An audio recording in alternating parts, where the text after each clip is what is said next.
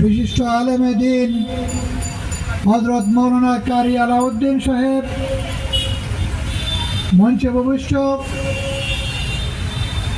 Slate नगरीर श्रेष्ठ विद्यापीठ शाहजालाल जामिया इस्लामिया कामिल माद्रासार सम्मानित अध्यक्ष महोदय हजरत मौलाना लुत्फुर रहमान हुमायदी साहेब मंच उपविष्ट জালালাবাদ থানার বিভিন্ন পর্যায়ের নেতৃবৃন্দ, অত্র এলাকার শ্রদ্ধাভাজন মুরব্বিয়ানে কেরাম, যুবক এবং ছাত্র ভাইরা, ব্যবসায়ী ভাইরা, যারা শুনছেন সকলেই আসসালামু আলাইকুম ওয়া রাহমাতুল্লাহি ওয়া বারাকাতুহু।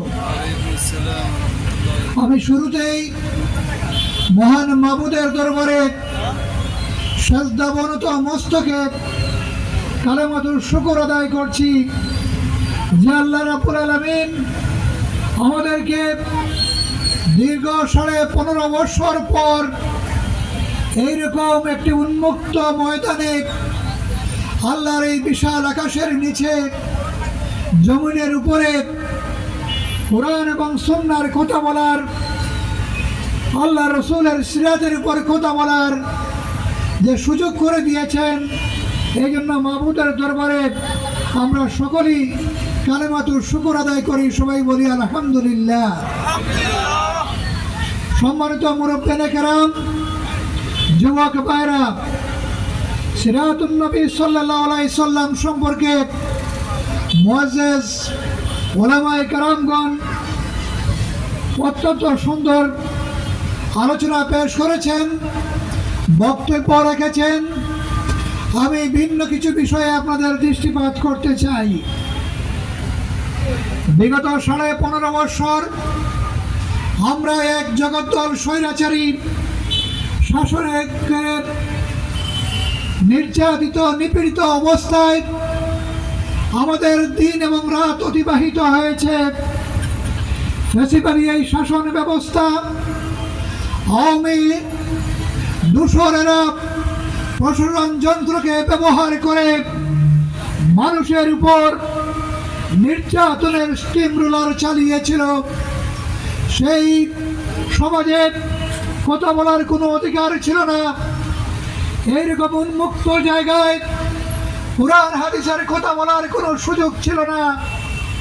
সেখানে একজন মানুষ সে তার অধিকার প্রকাশ করবে সেইটুকু বন্ধ করে দেওয়া হয়েছিল।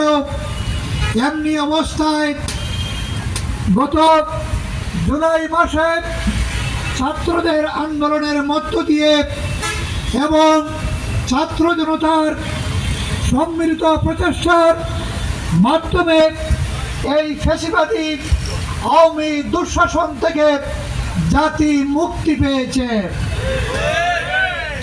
বিগত 5 তারিখের গণবিপ্লবের মধ্য দিয়ে বাংলাদেশ আবার নতুন করে স্বাধীনতা অর্জন করেছে। ঘুষ, দুর্নীতি, চাঁদাবাজি, সন্ত্রাসবাজি, মানুষের অধিকারে হস্তক্ষেপ, মানুষের সম্পদ লুণ্ঠন, ব্যাংক লুট, বিচার ব্যবস্থাকে দলীয়করণ, আইন শৃঙ্খলা বাহিনীকে দলীয় পেটুয়া বাহিনী হিসেবে ব্যবহারকরণ সহ বাংলাদেশের প্রত্যেকটি অর্গানকে, প্রত্যেকটি বিভাগকে দলীয়করণের মধ্য দিয়ে চরম ধরনের এক ফ্যাসিবাদী শাসন জনগণের উপর চাপিয়ে দেওয়া হয়েছিল। সেই অবস্থা থেকে জাতি মুক্তি পেয়েছে। হাজারের অধিক, 1400-র অধিক ছাত্র জনতা তাদের প্রাণ দিয়েছে, বুকের রক্ত ঢেলে দিয়েছে, বন্দুকের সম্মুখে দাঁড়িয়ে জাতির মুক্তির জন্য সেগুলিকে বুকের মধ্যে গ্রহণ করে নিয়েছে। আর সেইভাবেই এক সাগর রক্তের বিনিময়ে হাজারো হাজারো ছাত্র জনতা আহত এবং পঙ্গুত্ব অন্ধত্বের মধ্য দিয়ে আমরা এই স্বাধীনতা অর্জন করেছি। আমি গভীর শ্রদ্ধার সাথে ওই সমস্ত বীর সৈনিকদেরকে স্মরণ করি এবং শহীদ ভাইদের, তারা যে আমাদের বুকের রক্ত দিয়ে এই জাতিকে মুক্তি প্রদান করেছে, এই জন্য তাদের সর্বোচ্চ মর্যাদা আল্লাহর কাছে কামনা করি। যারা আহত আছে তাদের সুস্থতা কামনা করছি। এরা হচ্ছে আমাদের জাতির বীর, জাতির বীর হিসাবে এরা মৃত্যু, তারা ইতিহাসে স্বর্ণাক্ষরে তাদের নাম লিখিত থাকবে। সম্মানিত ছাত্র জনতা, আপনারা জানেন বাংলাদেশ জামাত ইসলামী একটি ইসলামিক রাজনৈতিক দল। এই দলের উপর বিগত 15.5 বছর কি ধরনের জুলুম করা হয়েছে, কি ধরনের অত্যাচার নির্যাতন করা হয়েছে, এই বিষয়গুলা আপনাদের সম্মুখে পরিষ্কার। আমাদের শীর্ষ পর্যায়ের 11 জন নেতাকে জেলের মধ্যে ঢুকিয়ে বিচারের নামে নাটক সাজিয়ে প্রহসনমূলক বিচারের ব্যবস্থা দিয়ে তাদেরকে হত্যা করা হয়েছে। এইভাবে শত শত নেতা এবং কর্মীকে বিগত 15.5 বছর বিভিন্নভাবে হত্যা করা হয়েছে, বাড়ি ছাড়া করা হয়েছে, চাকুরি ছাড়া করা হয়েছে, এমনকি বাড়িঘরকে বুলডোজার দিয়ে ভেঙে দেওয়া হয়েছে, আগুন দিয়ে পুড়িয়ে দেওয়া হয়েছে। এই ধরনের ন্যাক্কারজনক বর্বরতম কর্মকাণ্ড ফ্যাসিবাদী আওয়ামী সরকার বাংলাদেশ জামাত ইসলামীর নেতা এবং কর্মীদের উপর পরিচালনা করেছে। সম্মানিত ভাইরা আমার,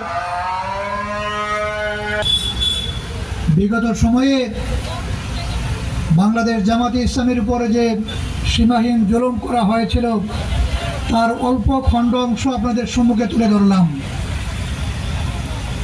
আমাদের ভাইদের উপর যে ধরনের নির্যাতন নিপীড়ন করা হয়েছে এবং এই দেশবাসীর উপরে, সাধারণ মানুষের উপরে যে অত্যাচার করা হয়েছে, যে ধরনের মানুষকে দমিয়ে রাখা হয়েছিল, তটস্থ রাখা হয়েছিল, সেই অবস্থা থেকে আওয়ামী লীগের সাধারণ সম্পাদক তিনি বলেছিলেন যে আওয়ামী লীগের যদি পতন হয় তাহলে কয়েক লক্ষ লোক খুন হয়ে যাবে। তাদের সকল নেতাদের মধ্যেই এই ধরনের কথাগুলোই যখন খুব প্রচার হয়েছে, এখনও সেই বিষয়গুলো, বক্তব্যগুলা সামাজিক যোগাযোগ মাধ্যমে রয়েছে। তারা এতই অপরাধ করেছেন, এতই জনগণকে সন্ত্রস্তভাবে নিজেরা গ্রহণ করে নিয়েছিলেন, মনে করেছিলেন পুলিশ রেপ পাহারায় যদি দূর হয়ে যায় তাহলে জনগণ আমাদেরকে আর স্বাভাবিক জীবন অবস্থায় চলতে দেবে না, কারো পিঠের হয়তো সেই চামড়া থাকবে না, এই ধরনেরই একটা অবস্থা তাদের মধ্যে বিরাজমান ছিল। আর সেই কথার প্রতিধ্বনি হিসাবে আপনারা দেখতে পেরেছেন 5ই আগস্ট যে গণবিপ্লব হয়ে গেল, এই আগস্টের গণবিপ্লবের পরের দিন থেকে 6 তারিখ, 5 তারিখ নেতৃত্ব হলেন, আর 6 তারিখ থেকে বাকি যত আছেন সব কেউ পালিয়ে গেছেন আর কেউ গায়েব হয়ে গেছেন। এই অবস্থার মধ্যে এখন আর খুঁজে পাওয়া যায় না, ঠিক কিনা বলেন? কোন লোক কি তাদেরকে দাওয়া করেছে, বাড়ি ঘরে হামলা করেছে 6 তারিখ?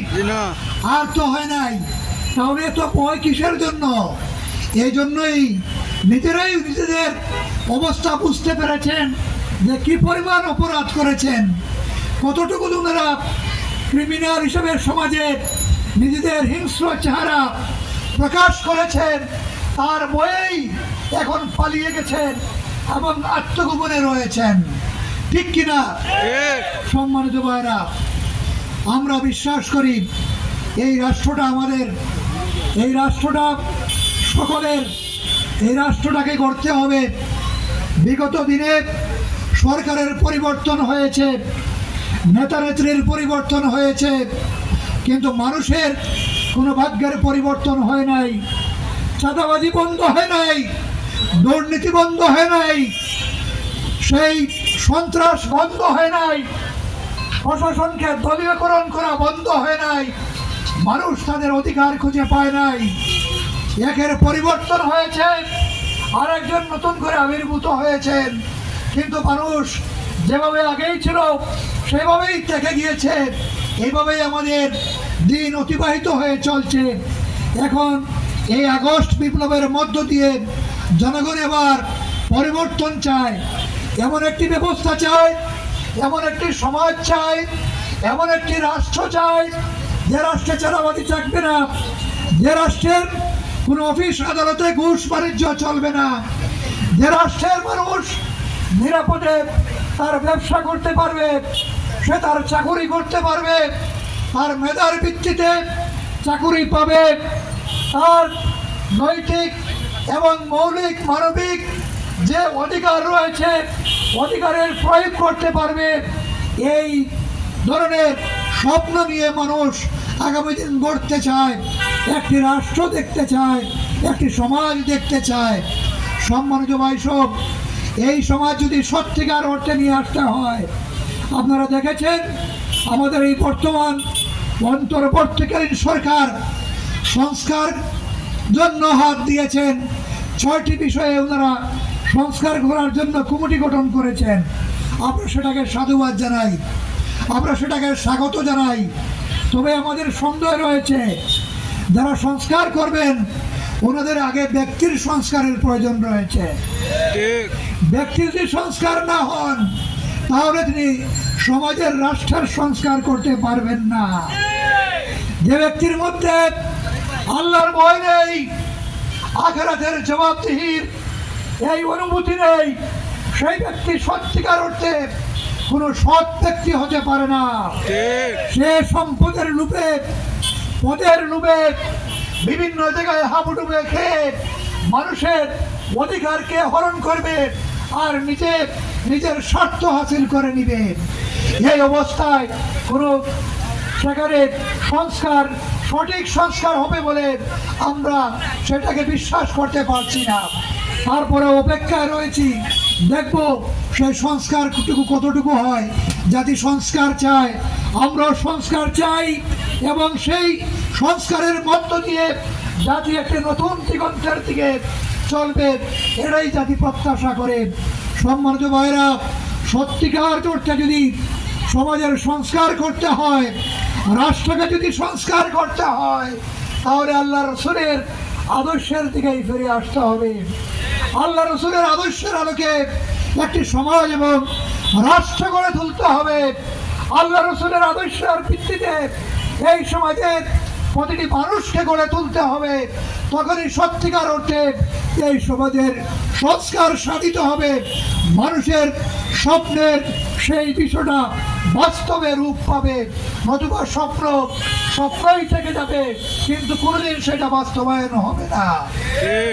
সম্মানিত ভাইরা, এই জন্য বাংলাদেশ জামাত ইসলামী এই কাজগুলাই করে চলছে। আমরা আপনাদেরকে আশ্বস্ত করতে চাই, বাংলাদেশ জামাত ইসলামী যদি কোনোদিন এই সরকারে যেতে পারে, দেশের শাসন ব্যবস্থা পরিচালনা করতে পারে, তাহলে সততার ভিত্তিতে, ন্যায়ের ভিত্তিতে, কুরআন সুন্নাহর ভিত্তিতে, আল্লাহর রাসূলের মদিনা মুনওয়ারার যে রাষ্ট্র পরিচালিত হয়েছিল মদিনা সনদের ভিত্তিতে, এমন একটি রাষ্ট্র এই বাংলাদেশের মানুষকে উপহার দিবে ইনশাআল্লাহ।